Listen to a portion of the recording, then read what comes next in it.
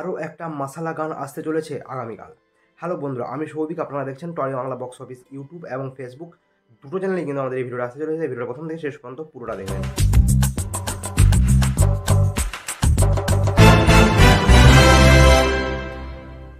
এবার আসি আজকের টপিকে। সুপারস্টার দেবের নতুন সিনেমা খাদান মুক্তি পেতে চলেছে 20 ডিসেম্বর, অর্থাৎ 20শে ডিসেম্বর। তো সেই সিনেমার আরও একটা গান, নতুন গান, যেটা কিন্তু আরও একটা সিঙ্গেল সং এবং সুপারস্টার দেবকে যেখানে এংরি ইয়াং ম্যান লুকে দেখা যাবে। তো সেই গানটা কিন্তু আসতে চলেছে আগামীকাল।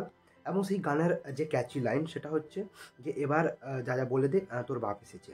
অর্থাৎ যে ব্যাকগ্রাউন্ড মিউজিকটা আমরা গানে পুরো ট্রেলার জুড়ে দেখেছিলাম, সেই গান মানে সেই ট্রেলারের যে ব্যাকগ্রাউন্ড মিউজিকটা ওটা কিন্তু গানের আকারে প্রকাশ করতে চলেছেন কালকে। এবং সেটা রিলিজ হবে আগামীকাল 11টা 11-র সময়। টাইমটাও একটু আলাদা টাইপের টাইম। এবং 12 তারিখ যেহেতু মেনশন করেছেন, তাই আগামীকাল 12 তারিখ এবং সকাল 11টা 11-তে কিন্তু মুক্তি পেতে চলেছে ইউটিউব এবং সোশ্যাল মিডিয়ার বাকি প্ল্যাটফর্মগুলোতে। তো এবার ব্যাপার হচ্ছে যে গানের টোনটা কেমন লাগলো। দেখুন, গানের টোনটা তো আমরা আগেই শুনেছিলাম ব্যাকগ্রাউন্ড মিউজিক হিসেবে। এই গানটা আমরা প্রথম থেকে শুনে আসছি খাদানে, এবং টিজার থেকে প্রি ট্রেলার থেকে সবেতেই কিন্তু এই গানটার যে টোনটা এটা কিন্তু ছিল।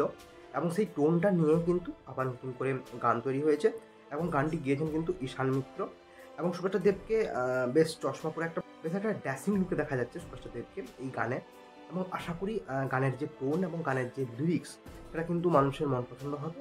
এবং সুপারস্টার দেবকে যেহেতু আমরা খাদান সিনেমায় প্রত্যেকটা গানে নতুন করে দেখতে পাচ্ছি, তাই জন্য খাদান সিনেমাতে আমরা অনেকগুলো গান দেখতে পেলাম। সাথে কিন্তু সুপারস্টার দেবের পারফরমেন্স এবং সবার পারফরমেন্স কিন্তু দেখা যাচ্ছে। প্রি ট্রেলার যথেষ্ট ভালো হয়েছে, টিজার থেকে প্রি ট্রেলার থেকে সব কিছু কিন্তু খুব ভালো। এবং গানগুলো কিন্তু বেশ ভালো রেসপন্স পাচ্ছে সোশ্যাল মিডিয়াতে। তো মানুষের মনের মধ্যে একটা খাদানে একটা ইন্টারেস্ট তৈরি করার চেষ্টা করছেন সুপারস্টার দেব। এবং সেই ইন্টারেস্টটা কোথাও গিয়ে মনে হচ্ছে যে মানুষ ইন্টারেস্টেড এই সিনেমাটাকে নিয়ে। তার কারণ হচ্ছে বুক মাই শোতে কিন্তু অলরেডি প্রায় 11K মতো ইন্টারেস্ট পড়ে গেছে, যেটা খুবই ভালো দিক বাংলা সিনেমার জন্য।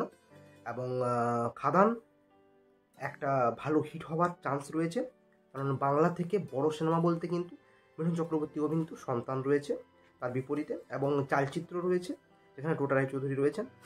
তো সেগুলো কতটা কমপ্লিট করতে পারবে আমি জানি, তবে খাদান কিন্তু একটা আলাদা লেভেলের প্রেস তৈরি করছে এবং খাদান আলাদা লেভেলের একটা বক্স অফিস দিতে চলেছে, এটুকু বলা যায়। আপনাদের কি মতামত অবশ্যই নিচে কমেন্ট করে জানাতে ভুলবেন না। আর আপনাদের কেমন লাগলো এই গানের যে প্রোমো বা টিজার বলা যায়, অবশ্যই নিচে কমেন্ট করে জানাতে ভুলবেন না। ভিডিওটা ভালো লাগলে একটা লাইক এবং শেয়ার করবেন। দেখা হচ্ছে নেক্সট ভিডিওতে।